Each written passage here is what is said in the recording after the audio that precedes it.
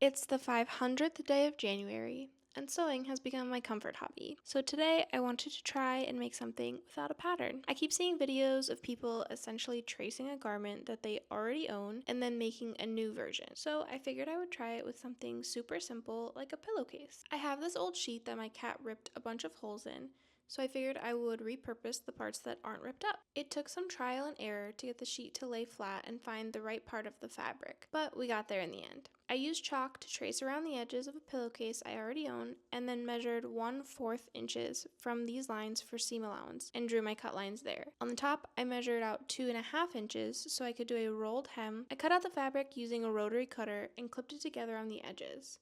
Clearly, this went smoothly. Then I measured and pinned the rolled hem on the top of both sides of the fabric. I sewed a straight stitch along both rolled hems and then sewed with a straight stitch down each side of the pillowcase. I got this overlocking foot for my machine, which I was excited to try out. It essentially allows you to use a regular sewing machine to create an overlocked edge. I used that to overlock both inside seams of the pillowcase. I don't think it's quite the same as using a serger, but it seems like it worked pretty well. I flipped it right side out and put a pillow inside, and it is, in fact, a pillowcase.